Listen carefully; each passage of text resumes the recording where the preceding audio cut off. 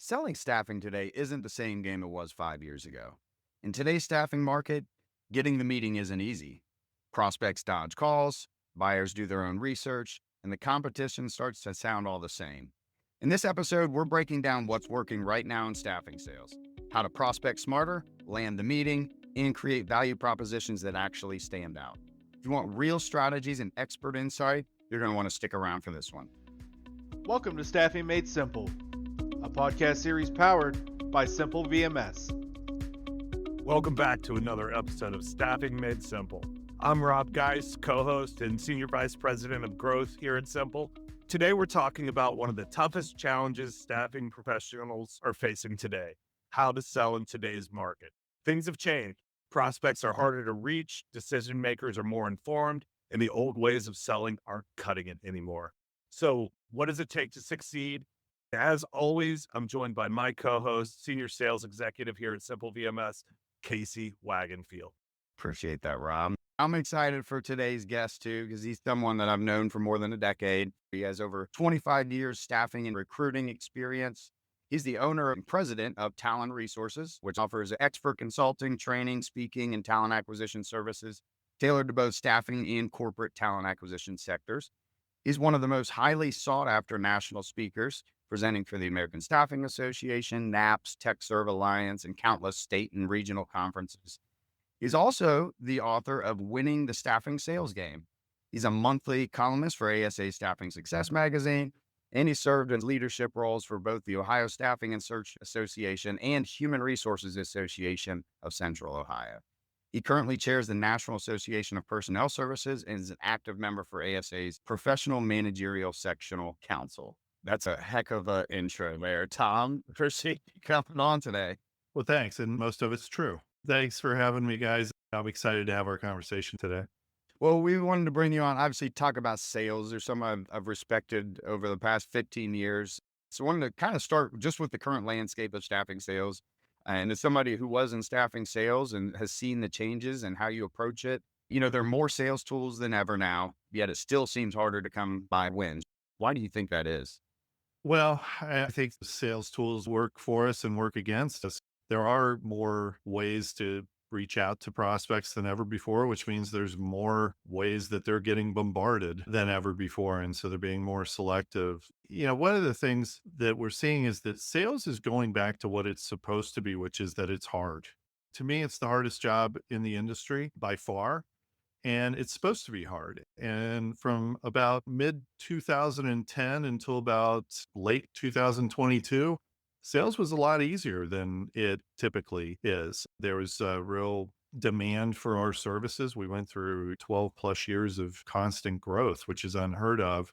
And of course, 2021, 2022, the phone was ringing, which is unheard of. So I think we just got complacent, expecting that sales was going to be easier than it really is. And so that's what we're back to right now. I couldn't agree more. I was just talking to my team about back when I was an individual contributor for Simple, how many meetings I would set up. And I was asking why they can't set up as many meetings. The times have changed. People aren't in the office. It's not as easy to get a hold of people. It's crazy how different things are. Tom, I've heard you talk about how decision makers are shifting to informational buying. They're using the internet, social media, ChatGPT, instead of answering cold calls. Can you put some emphasis on how they're buying today and how staffing pros should adapt their approach to that? We've been in an informational buying market for years at this point. And if we think about how we all buy, you don't just go to a Best Buy and buy the TV that you look at and you like, right? You do research on it. You go online and see what the reviews are. You ask your friends on social media what TVs that they buy. So it's the same thing with any kind of major purchase, which is that our prospects are doing their research. There's more data than ever before. They can totally vet us out.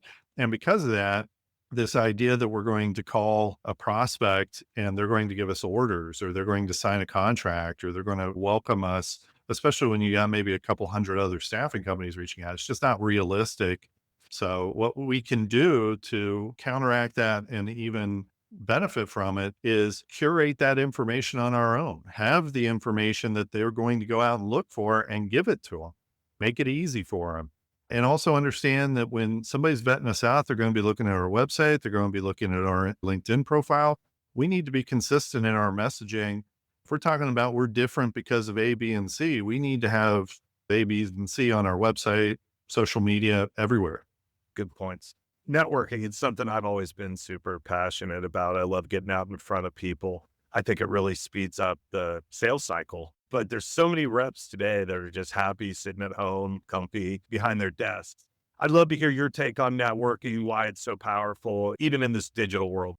Well, I'm a huge fan of networking. As you guys know, we see each other at conferences all year round. You've got your short-term sales activities, and that's where the cold calling comes in. That's where our 10-week sales process comes in. And that's to get out and to try and engage with people that we don't know. We're cold calling, and it's low percentage sales, but it's necessary until you really know everybody. The networking is really your long-term strategy to make your life easier 6 months from now, 12 months from now, 5 years, 10 years from now, and to be able to really build a presence. And so, a huge fan of networking. I think there has been some complacency, and there have been people I talk to. If a sales rep's been around for a long time and we start to talk about networking, they'll go, "Oh, yeah, I used to do that. I need to get back out and do that again." So, they did get out of the habit during COVID, but you also have an awful lot of sales reps that started around the time of COVID and just never realized it was even an option. And I also think that in general, salespeople and sales managers are extremely impatient. And networking is a long game, but it has this residual value that goes way, way beyond, we call it sales equity, where we're building equity. And networking is a key way to build that sales equity, but it takes time and patience, and it takes doing it the right way in order to yield results. And a lot of people struggle with that, which is why you want to do it, because so many of your competition just isn't patient enough or doesn't approach networking the right way to actually have the results. Tom, I remember this is probably 10 years ago, 12 years ago, when you first came in, the agency I was with and did consulting workshop, and you really emphasized on networking. And Yeah. they talked to us about at your time at Stereon, when you were the top rep at the company, you built that on networking. Yeah. And not just going and showing up and passing a few business cards out, which I think some people think that's what networking is. And I remember you talking about this, saying, hey, don't just go pass out a card. Go ask for a committee you can volunteer at within that organization. Go ask to work the front table. So when all the HR people come in, you're the one checking them in. You can put a face to a name, but getting something out of it. I remember when I learned that, I joined a safety council. And I was just a member, right? Showing up to the monthly meetings, didn't do much after that. And here we are 10 years later, I'm on the executive board and making decisions and redoing their website and networking with hundreds of companies that are members. But that wouldn't have happened had I not volunteered, had I not put my name out there as somebody that wants to be more involved. Absolutely right. And I think it's more valuable now than it's ever been. When I was back at a large staffing company doing a bunch of networking and going to the HR association, we'd have 150 people at lunch, but you'd have 20 staffing people there. Nowadays, Right. you go to an event, there's 100 people there, there's not as many, and you'll have 2 staffing people there. And so there may be less people going there networking because others are out of the habit as well. But you also have a lot less competition now than you used to. Yeah. Rob talks about this all the time. The biggest way to speed up the sales process is getting in front of people. It's a relationship driven business, staffing especially. And I know you talked about it a little bit, but like even people that got into staffing after COVID, where they don't know that networking is really a thing that they can do. Where does somebody like that start when it comes to joining groups or organizations to network? What are some practical starting points? First thing is look at where your prospects are. Where do your prospects go to network? Who are your prospects? Or are you reaching out to HR and talent acquisition? Then go to HR association events. Are you going after IT directors? Well, look at IT events. You got to take a look at where it is that your prospects are going. Look where your clients, ask your clients where they go. So that would be the way to start out. If you're in industrial, then you're looking at manufacturing associations, warehouse, packaging associations, safety councils, all those different types of things. There's tons of different things. If you're in healthcare, then you're looking at those types of events and start out on a local level and then start to take a look and go, okay, would it make sense for us to maybe do something more statewide or regional? And you talk, Casey, about volunteering. That's your cheat code is to get involved. If you just go to events and you just show up, it could take you years to really build a presence. If you go there and say, I want to volunteer, I want to get onto a committee, I want to get onto the board, then those are your power ups and you are accelerating that timeline and able to really get in front of people, meet more people and have more exposure. It's amazing how many people just sit at the table at a networking event, right? It's just like anything else. You're going to get out of it what you put into it. And Casey's one of the best people at a networking event or a conference, just bringing people in, talking to them and getting their guard down. And you don't have to talk about work all the time either. You can get to that. It's all about the relationship. So let's move to technology. It's crazy how far technology's come and how fast it continues to change. When you talk about sales changing, I'm sure tech's a big reason why. Can you walk us through the evolution of sales technology and what salespeople today need to know or what they need to look into? Sure. When I started in the industry in 1994, we had a phone and we had our car. And that was really the technology that we had. You either were cold calling on the phone or you were getting in your car and you were stopping in person. And that's all we had.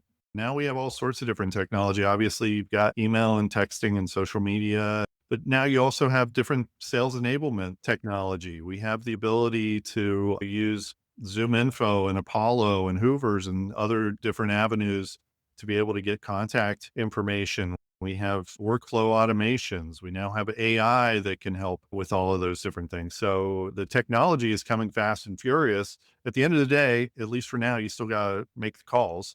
And it's interesting because in 31 years of being in this industry, I started out with the phone calls. Today, the most predictive activity for success is still phone calls. It's still picking up the phone and calling people. There's no replacement for it. There's no correlation between how many emails you send out and results. There's no correlation between how many LinkedIn in-mails you send and results. There is a direct correlation between phone calls and results still to this day. And most salespeople just don't make enough phone calls. So even with all the technology that's gone on in the last 31 years, at the end of the day, picking up the phone and having live conversations with people is still what we need to do. I love how you break that down too, where you show, in 2000, it took you 6 calls to get a hold of somebody, right? Where now it's going to take 25 and people give up much quicker, right? I mean, it call 5 times and it just stop. To your point with the evolution of tech, there's just so much out there. So you got to figure out where you want to be and what tech you need to get there. But, I think of like video emails. I love using products like Vidyard because it's different. All of your competitors are sending text emails, some of them sending books, but how many of them are sending a personalized video? I can say that every time I've ever received a video, I've opened it and watched at least some of it versus you get those texty emails and it just goes right into the delete. Yeah, you have to think about how do you separate yourself from your competitors? You're not selling in a vacuum. In some of these markets, you have hundreds of other staffing companies that are reaching out to the same people that you are. How do you separate yourself? Everybody's sending emails. I mean, if we think about the different communication methods, and let's say that you're reaching out to a director of talent acquisition, they're getting hundreds, maybe thousands of emails in a day. So you're not going to break through that noise real easy because they're not only getting phone calls and emails from you and from other staffing salespeople, but every other kind of vendor is reaching out to them. They have all sorts of internal communications. They have candidates. They have all sorts of people. Same thing with social media. They may be getting dozens or even hundreds of requests a day on social media. So we have to think about how do we break through that? How do we have different types of communication? And one of the things I've talked about many times before is the traditional snail mail letter and about having different types of communication with that. Sending handwritten notes. Nobody sends a handwritten note anymore. It's extremely rare that we see that. And people may say, oh, that's archaic, or you may be a Gen Z that's saying, oh, well, I don't even check my own mail. Well, it's not about you. It's about the person you're reaching out to. And the overwhelming majority of professionals still check their mail because there might be something important there. Same thing with the video is that they're getting all of this stuff that is text-based. And then all of a sudden there's a screenshot of a video in the email, or they get a video introduction via LinkedIn or an audio one, something that's different than what they're getting from everybody else. That's how you catch people's attention and separate yourself. I love getting mail. You see your handwritten name on it. Like, you just don't get that anymore. But when you say being unique and getting somebody's attention, we had a buyer from one of our clients on that talked about what got his attention was an agency brought a sheet cake, and on the sheet cake was the agency's business card. He's like, I fed the whole HR department. We met with the company. He was unique enough to where they got to the table. And Tom, I've heard you talk a lot in the past about not being part of the commodity rat race and always talk about owning your market. I know this is kind of a broad question, but can you define for salespeople what that means and how a seller can get there? Yeah, owning your market is being known as the go-to person for the staffing industry in your market, whether that's a geographic market, whether it's a staffing vertical. You are the person that they think of. And it can be done. It can be done in the staffing industry just like anything else. When somebody is talking about, oh, you know what? We're going into peak season and we're going to need somebody, and the last 3 staffing companies that we worked with haven't really worked out. The person they're talking to goes, have you talked to Casey? That's what you want to happen over and over again. I use the term omnipresent. How do we be everywhere? How do we be everywhere that they go? There's a good chance that they're going to run into something that we're doing, and we're providing value.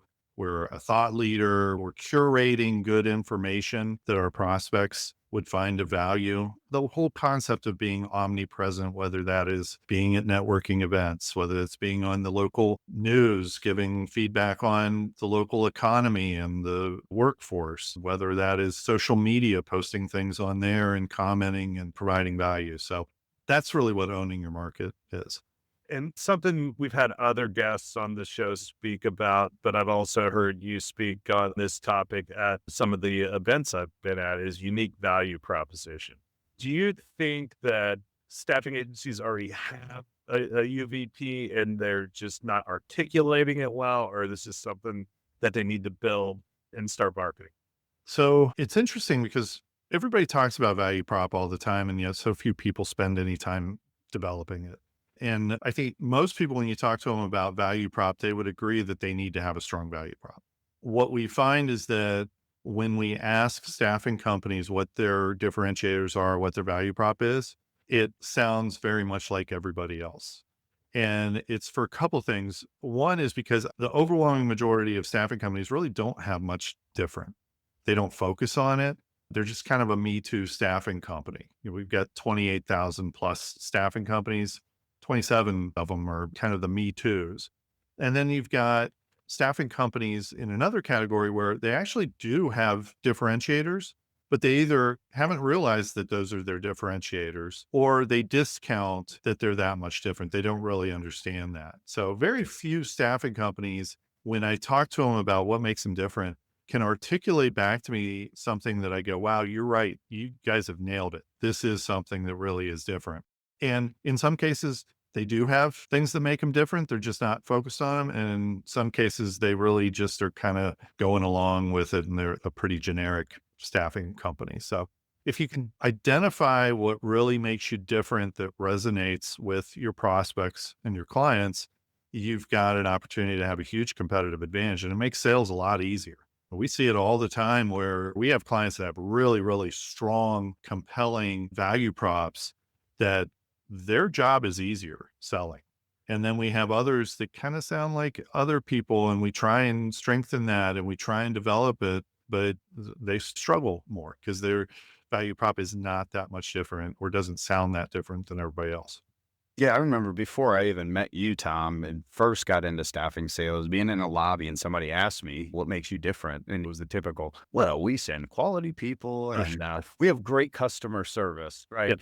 And that's not quantifiable. And the person called me asked says, well, that's what everybody says. No. Right. And I remember thinking, man, I never want anybody to say that to me again. I need to figure out what really sets me apart than everybody else. Otherwise, yeah, I'm just going to sound like everybody. I was at a meeting with a buyer in Indianapolis last week, and she told me 5 times, every staffing agency is exactly the same. I had $1 for every time she said that to me in that meeting.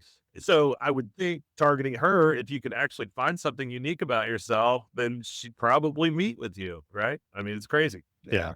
Could you give us some examples of some impressive value propositions that you've seen over the years, Tom? Yes, I can. Let me kind of start it off with, there's really 4 things that every buyer of staffing needs. If I need 5 people tomorrow, I need 5 people tomorrow. If I need a software developer to start a project in 2 weeks, I need them in 2 weeks. So I need the number of people I need when I need them. I need them to have the hard and soft skills that I need. So that software developer, not only do I need them to have certain types of software experience, program experience, but I also need them to have certain soft skills. I need them to get up and make it to work on time. I need them to be reliable. I need them to get along with their coworkers, right? So that's the second piece to it. The third piece is I need them as long as I need them. And so if I've got that software developer and I need them for a 6-month project, I need them for the 6-month project. If I've got warehouse workers that I want to attempt to hire because I'm using the staffing firm as a recruiting avenue, then I need them for that 90 days, 13 weeks, whatever number you use. I need them for that. And then the fourth piece is I need my staffing company to communicate well with me. We see it over and over in every single satisfaction study of any kind with human beings of anything. Communication is always at the top. And so I need those four things. If I can figure out what differentiators I have that can prove to them that I can do these four things consistently, then that's going to resonate with people. But I have to be able to prove that. And that's the really important piece of it is sometimes it's not even the differentiator that is the most compelling piece. It's the proof that's reinforcing that. So that being said, over and over again, specialization to me is the number one differentiator that you can have. And I'm not talking about I specialize in IT, I specialize in healthcare. Those are huge areas. Thousands of companies do that. But can we drill down 2, 3, 4 levels into specialization? I wouldn't be on this call right now with you all on this podcast if I didn't specialize in staffing. But even more than that, if I'm talking to a healthcare staffing company, I'm talking about my specialization in healthcare. I'm talking about specific examples of healthcare staffing companies that I have worked with and helped. I'm giving them testimonials and case studies from healthcare staffing owners, not just from staffing owners. It's the same thing with staffing companies. Light industrial isn't a specialization. Warehouse isn't a specialization. I specialize in 3PLs. I specialize in this type of position for 3PLs. We keep going down layers and layers. So the more specialized we are, the more value or perceived value that we're going to have with them. So specialization is one. Obviously, proof of delivery. So being in the market for an extended period of time, having a specialized team that has a level of expertise that others don't have. One of the things that resonates with companies is just if you have long tenure in staffing, because the average person in the staffing industry only lasts about 12 to 24 months in a branch office. So if your branch is averaging 7 years of experience, that's something that you can also leverage because there's continuity there, there's experience there. Those are the areas that we take a look at. And then we look at what's the proof. And proof is others saying that we are good. Instead of us saying our quality is better, our customer service is better. Well, don't believe us, believe our clients with these testimonials, believe this case study that we've put together, believe this award that we have won, best of staffing or whatever it might be. That's the proof that reinforces it. That just made me think of a sales call I was at. I was in Allentown, Pennsylvania with a medical packaging company. And the guy, as we were leaving, I told him I'd provide him with my references. And he said, do you have any medical packaging companies in the Lehigh Valley that you could give us reference? So I was like, well, how many of them are there? But it just goes to show your point. Everybody feels like what they do is so unique. So it's just such an important part of the sales process. It shows your laser focus too, right? Like, this is what I'm doing. I'm not trying to find you a kindergarten teacher and a plant manager. I specialize in early childhood staffing. I'm finding teachers for you. That's right. That's all I'm focused on, not a package handler and a CEO at the same time. I have a good friend that used to work in procurement for a large, well-known retail company. And he told me one time, we like to think of ourselves as cutting edge, except when it comes to our vendors. We do not want to be the guinea pig. We want you to show us that you already know what you're doing. He told me that 25 years ago. That has always stuck with me and it's always proven to be true. If we can show them, remember those four things that I talked about, if we can show them proof over and over again that because we have certain differentiators, we're able to do those 4 things better than everybody else, that's going to open more doors than just about anything else. One more thing on that, the value propositions, because it's such a core foundation of sales. But would you say a good first step for agencies is to go through those 4 steps and figure out how they can resonate those steps within their messaging? So rather than I can get you people, is it, okay, well, rather than just posting your jobs to Indeed and hoping people apply, we have some sales intelligence that scours our 1,000,000 people in our database and finds hard and soft skills that match to your jobs, would be something that resonates, would it? Absolutely. And if you can preface that by saying, let me tell you why our clients love working with us. So now we're creating this credibility just by saying, hey, we have clients that love us. And then I'm going to reinforce that by giving you testimonials, by giving you case studies, by giving you data that backs it up, by giving you references if you want to talk to my clients who love us. All of those things reinforce what I just said. Well, you said it, Tom, at the top of the show. Sales now is harder than it's ever been. And I think one of the hardest things for people is getting to the table. So I'm sure there are a ton of salespeople listening thinking, how do I actually get the meeting? Could you break down what separates the ones who break through and get those meetings and who gets ignored? So I work with a lot of sales teams and we listen to a lot of recorded calls. We look at the data as far as activities and connects and appointments and all those things. And there's a couple things. The first thing is you have to have enough at bats to get hits. And the overwhelming majority, I'm talking 99% of salespeople, do not do enough activity. And when I'm talking about activity, I am talking about true sales activity, phone calls, drop-ins or networking events where you're talking to actual decision makers. But mostly when I'm talking activities, I'm talking phone calls. Everything else is what I call a sales support activity. If it can be done by somebody else or it can be done by a computer program, which nowadays it can be, that's not a sales activity. That's a sales support activity. I'm not saying it's not important, but it's not a sales activity. So they don't have enough sales activities.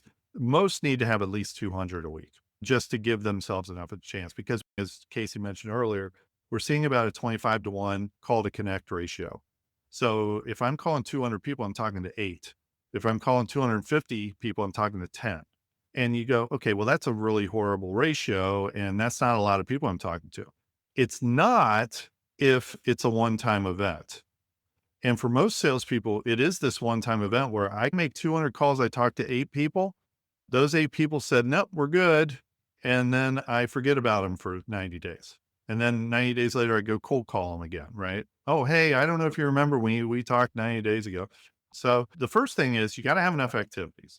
The second thing is you got to be ready for the phone call when there is a live person that answers the phone. Most sales reps have no idea what they're going to say. I have literally had sales reps, some of them very tenured sales reps, tell me, I hope it goes into voicemail. I've had more than one sales rep tell me that.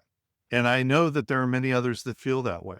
And most of them, even if they're not hoping that it goes into voicemail, they get lulled into this voicemail routine, right? 24 out of 25 of them are voicemail. So when that one hits, what do I say?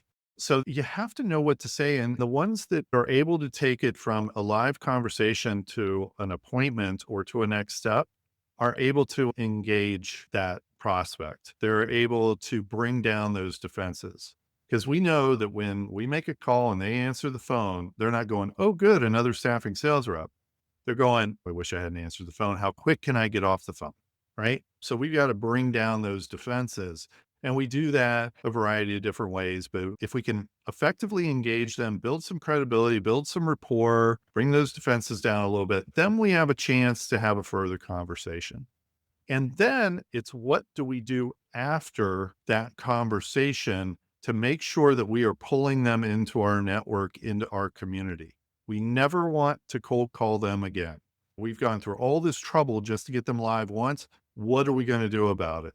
If we consistently do that over time, because if you think about it, 8 to 10 live calls a week, doesn't sound like much, but that's 8 to 10 live decision makers. If you're calling the right people, if we think about that over the course of 52 weeks, we're talking about 400 or 500 decision makers that we talk to live. What are we doing with that over and over? How are we maximizing that? And if we keep doing that year in, year out, pretty soon we don't have to do a whole lot of cold calling anymore because now we know everybody in the market. And that's really what the goal is. The goal is not to have to cold call the rest of your life. The goal is to saturate the market to the point where everybody knows who you are and you know everybody. And yeah, you'll still have to do some cold calling because 30% of them turn over every year. But the majority of it then comes from this network that you've built up over the course of time.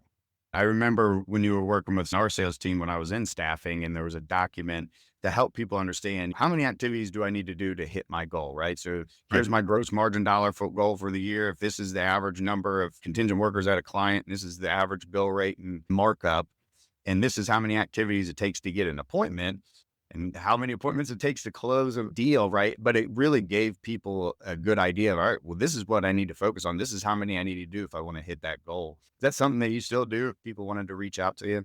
Absolutely. So that's the weekly sales planner with the sales goal worksheet. So we've put that into a web app, and I've been working with developers for a while on that. It's going to go out to our consulting and training clients first to test it. We're getting pretty close to being able to roll out in beta, and it's probably going to go out here in the next month or two. It's got some really cool functionality, and then we'll expand it out to everybody. And you'll be able to compare yourself to not only your own performance over a period of time, but also to others that are in your company, so your peers, and then also the industry as a whole. And it'll be aggregated, it'll all be anonymous. So we're not sharing Huh. anybody's data with others, but we'll have your average ratio of calls to appointments is this, your peers in your company is this, and your peers across the entire industry is this. And then you can also adjust it for different types of positions. So a 100% hunter can then compare apples to apples with a full desk recruiter or something like that. I used to have every sales rep go through all of your modules before they went through our training first. But on the same topic of kind of getting to the table, is I did have another question with that because it seems to be the hardest thing as we talk to salespeople is just getting that meeting, right? Getting seen. I've always been a big believer of being unique. And especially I feel like in sales where you have a smaller geographical area that you're going after. And if only 10 of those companies use more than 100 temps, let's say, every single touch matters then, right? For those 10 companies. And what are you doing to make yourself different? So something we've had recent success with here is little hand baskets that we're giving out. It has a little hand like you'd see at Halloween sticking out of a trunk, but I give my right arm to show you simple VMS or right hand to show you simple VMS with a handwritten note. Right now they're 5 out of 6. We've had 5 demos out of 6 of them that had been dropped. And it's the same thing we hear from everybody. Wow, that's unique. I've never had anything sent to me like that. We just did kind of a blitz in Michigan where we have these little mini trash cans and it's a crumbled letter that goes inside of them. And we pre-crumbled the letter so they can throw it away with the rest of the sales stuff, but they loved it. And it's different. Other people aren't coming in and doing that. Whether it gets you the meeting or not, who knows, but they will remember you or at least warms up that call when you do make it. What are some creative or unexpected ways to finally break through and get in front of people? Yeah, we're doing a lot of drip campaigns where it's a themed campaign, and those they're successful for just all the reasons that you said. It goes beyond just kind of dropping off a candy jar or something like that. It's actually doing something that in a lot of cases might be kind of corny, funny, cheesy, whatever you want to call it, but it catches people's attention. So we've had a lot of success with those types of things. Contests have always worked. Throughout the year, you have different things. You can do fantasy football leagues. There's different levels of there. You don't have to have a fantasy football league where you're doing a draft and all of that stuff. There are ones that are more simplified, but you can have things that are fun for your clients and your prospects and keep things going. And that's a great way of being non-salesy, keeping in front of them. The other thing to do are educational things, having webinars, having executive breakfasts. And if you don't have somebody internal in your organization that can speak there, well, you can partner with others that are out there. There's always consultants to the industry. There's all sorts of different people that you could get to speak for free or for little cost. They'd be happy to get in front of the same people that you are. So it's just all about how do we add value or how do we engage them in a different way. It's not always about just being salesy. You don't want to just constantly be going, hey, we can help you. And a lot of times it's just about staying in front of them. You talk about building sales equity by adding value through every activity, having a structured multi-touch process. Can you break down what that process looks like and why consistency matters so much? We want to have a holistic approach to sales. And we have our 10-week sales process that a lot of people are familiar with. I talk about it in my book, Winning the Staffing Sales Game. I've spoken about it on webinars and other podcasts. 10 weeks, multi-touch, we're up to 15 touches, but in some cases we have clients that go way beyond that because after the 15 touches, depending on if there was engagement or not and what type of engagement there was, it'll go into another workflow. We hit people with an actual letter. We hit people with a combination of emails and phone calls. We have LinkedIn follows and shares and connects and those types of things. And then also some of my clients have incorporated texting into it. We've added the videos to it, like video intros in emails. In some cases have added second letter or at least a second mailing, and it might just be a little handwritten note because that is an area where we just don't have much competition. So that's the piece for doing the prospecting. And then you also take a look at it and you go, okay, networking, social media and other type of presence. How am I going to stay front of mind of people? And then the last thing is looking at those big whale accounts and having separate, more strategic approaches with those types of companies, because you land one of those and it makes your whole year. I mean, in some cases, you land one of those and it can change the whole shape of the staffing firm. So we want to have this multi-pronged approach that's a more holistic sales strategy. And that's the most effective way to go about it. Absolutely. And before we wrap, we have to mention AI. It's everywhere. From your perspective, what's real, what's hype, and how should staffing sales professionals be using AI to generate leads, accelerate deals, and what else should they be doing? I think right now where we are, there's a combination of technology capabilities and the willingness of our prospects to accept certain types of technology. So right now you could go out and buy an AI software that will literally make cold calls for you. But in my experience and also seeing studies out there, prospects are not open to that much right now. Not to mention there are limitations with the voice AI. It still sounds like voice AI. So that to me is not a viable product yet. And I don't know if it ever will be. I don't know if it will be accepting. It's kind of like, are we going to replace real live actors in movies with AI? Probably not, but maybe we will, right? There are certain things where people still want humans to interact. So we'll see how that goes. But for right now, that's not viable. What is viable are workflow automations that integrate AI helping you develop proposals, helping you do market research. If you use ChatGPT deep research, for example, we have gone and said, okay, in this market, do deep research on the top 100 employers and give me detailed information. And yeah, you can go get that from the book of lists in a lot of these markets, but that's only one source. We just did it the other day. And AI looked into over 40 sources to put together the information. So it's a much more comprehensive report. Doing things like going into an AI tool like ChatGPT or Gemini or something like that and saying, here's the 40 people I'm going to call with the companies. Give me a brief overview of what this company does, what this person does, and any open positions that are on their website that would be relevant to the staffing vertical I'm in. And then while you're dialing, you're looking at these bullet points instead of going and doing hours of research every day. So there's lots of things we can do with AI.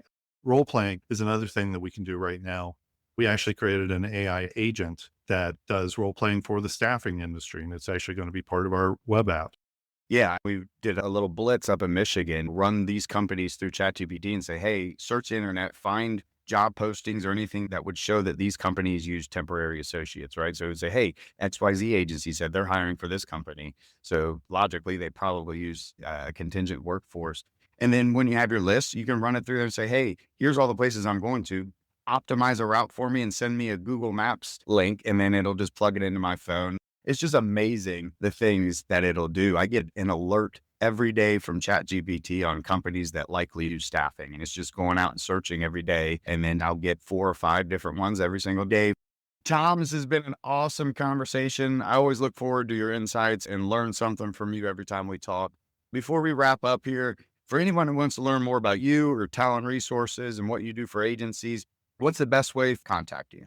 Then go to TallannResources.com. You can also check me out on LinkedIn as well. Make sure you check out Tom's resources that he provides to agencies and the different modules and things that he has. And check out his book, Winning the Staffing Sales Game, as well. And for everyone else listening, if you liked what you heard today, please make sure to like, subscribe, share this episode. You can connect with us on LinkedIn or visit us at simplevms.com for more insights, tools, and resources to help your staffing agency grow. Thank you for joining us. We'll see you on the next episode of Staffing Made Simple.